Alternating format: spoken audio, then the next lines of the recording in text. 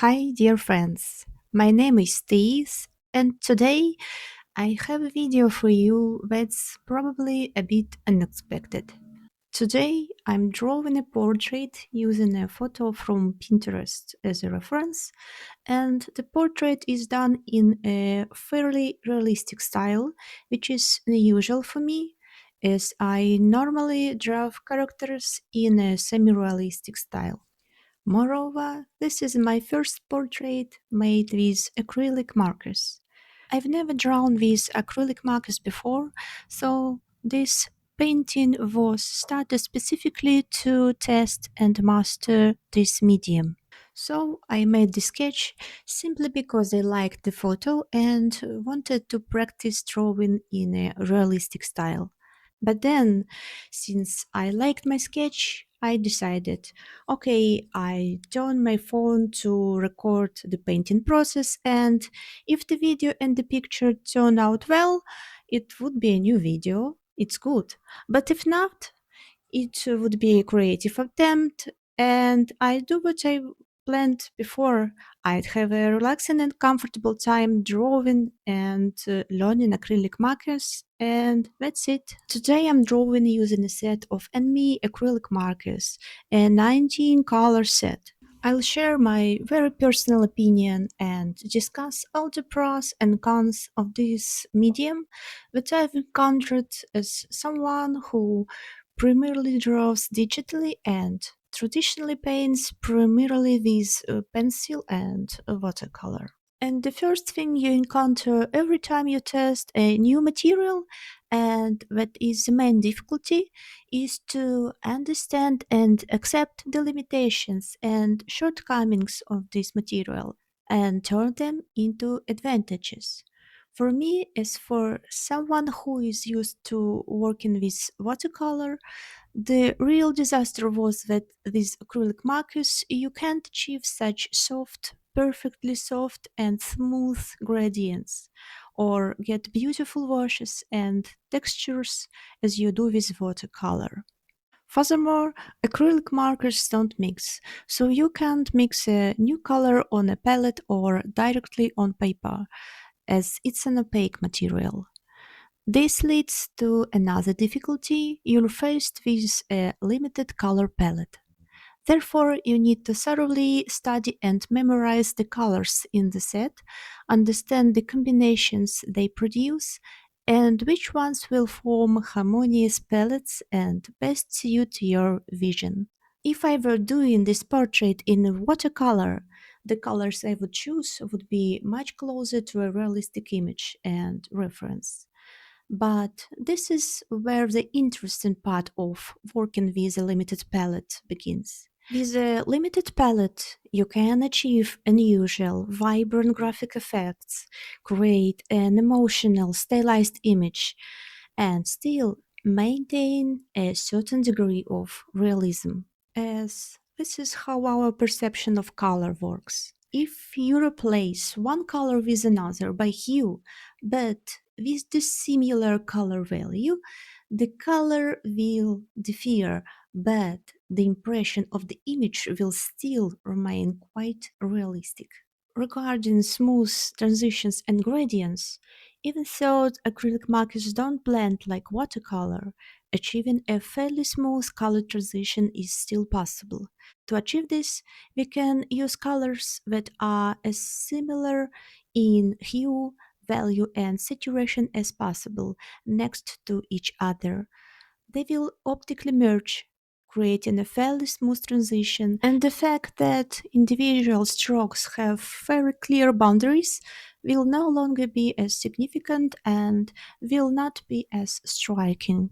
This creates a special style of image that is graphic and bright. The strength of acrylic markers as a graphic material is that you can create expressive lines and draw clear, fine details. To prepare for drawing process, for drawing portraits and objects, before I started drawing, of course, I made swatches, which helped me remember the colors and combinations that are in my set and that I have at my disposal for drawing in this case. Using small pieces of double-sided tape, I attached swatches to the markers. The swatches were made on the same paper I was going to draw on. Each swatch has the base color of the marker itself, and the color of the next marker in the row is layered on top of it. Since the markers are located next to each other in the box are thus quite close in tone, this way I can easily understand how these colors will combine with each other, how smooth the transitions between them will be, how one color is perceived next to another, and how much space there is between them in terms of value, saturation, and hue. It would be nice to do comparative swatches for each color with each other, but I haven't had the time for that yet. I'll probably learn this from the drawing practice. So these swatches is another practice and hint for me.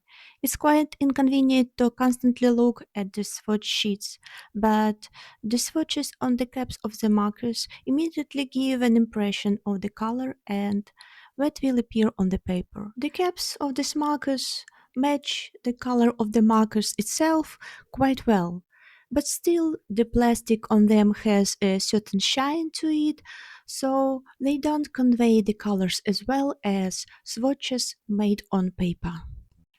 Despite the limited palette I am talking about in this video, this set is still quite large.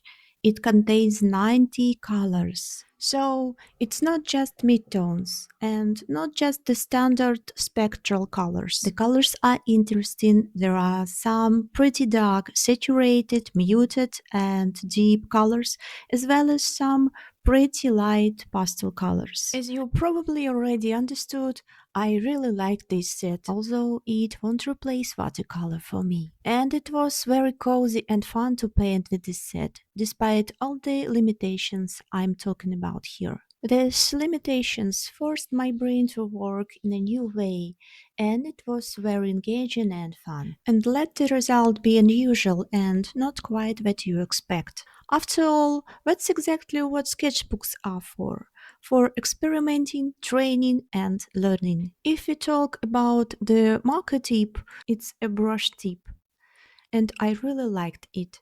The ink flows very evenly, the markers don't stain, the lines are beautiful and even, and it's quite easy to control their thickness. And let's not forget about the fun. They're really easy and fun to use. No need to mix colors. The colors are already mixed for you. Would I recommend them? And are they as beginner friendly as they say? I can't say they're particularly easy for beginners. At least for me, it wasn't easy to start drawing with them. Perhaps this is because I already had certain goals and expectations for the material I use. And I would like to get the same result with another material that I can get with watercolor. But it doesn't work like that. I think it's quite challenging for a beginner to immediately find colors that will look good together, especially if you're drawing a more complex object in a realistic style, like a portrait. However, if your goal is to find the set with beautiful, vibrant colors, in my opinion, this set is absolutely suitable for you. You can draw a beautiful enemy with this. It might be a bit lacking in skin tones, however, this is a matter of style priorities and preferences, and the question of how you use colors and stylize your image. I hope my approach and this video will inspire you to draw, first of all. That's exactly why this video was made. It's really good that you can make corrections with these markers. If you make a mistake with a color choice or some other inaccuracy, you can correct it with the next layer. Just be sure to let the previous layer dry before making corrections. Otherwise, you get muddy colors. Thankfully, these markers dry very quickly, much faster than watercolors. It's especially good to make corrections using dark colors over light ones. Because if you do the opposite and apply the lighter colors over the darker ones, the darker colors will still show through the light colors. And sometimes it can be an unwanted effect. Therefore, it's best to plan your drawing in advance and plan the areas you'd like to keep perfectly light. Speaking of this work, I start every painting with creating a composition and by carefully studying the reference. If the work is complex, it happens that I need more than a dozen references for each element of the work. And sometimes I can find the right reference right away, which greatly complicates and lengthens the process. Before starting a portrait sketch, I check the distance from the chin to the tip of the nose and compare it with the distance from the tip of the nose to the eyebrow level, and then from the eyebrow level to the forehead and the crown. This way, I can roughly imagine the proportions and relationships of facial features I need. However, I don't use the Loomis method, and honestly saying, all these comparisons and measurements remain quite approximate during the process. I rely much more on my visual perception and visual memory of the reference. I open my reference on my phone and place it to my left, and every step of my work I compare with the reference. The point of this kind of work is to study a face, this girl's face here, and add this knowledge to my artistic repertoire for use. So that I can use it later without having to search for suitable reference. I really like the expression of this girl's face, as if she were about to laugh, and I really wanted to capture this expression in the drawing. Then my sketch is ready. I started coloring with the facial features, starting with the location of the darkest areas, such as the corners of the eyes, the nostrils, the corners of the lips, and smile line. And once the facial features are roughly defined, I move on to the hair and clothing. This set didn't have enough colors to paint this red hair for this girl. It had to be a fairly complex red that I could easily blend with watercolors, but not with these acrylic markers as they're opaque. I didn't want to take the easy way out and replace this complex, beautiful color with the simple brown I have in the set. Instead, I decided to simply replace the colors by finding the harmonious light combination. So I replaced the shadow area of the hair with dark blues. Blue colors are beautiful in this set. There are three deep blue colors. One is quite deep and saturated, the next is more muted and dark, and the third one slightly more saturated and even darker. All three colors work beautifully together and create deep shadows. I really liked how the hair turned out in this painting. The highlights in the hair I made with shiny oranges and warm reds to convey the feeling of bright and warm mood, in strong contrast with the cooler blue. I did the same with the shadows on the face.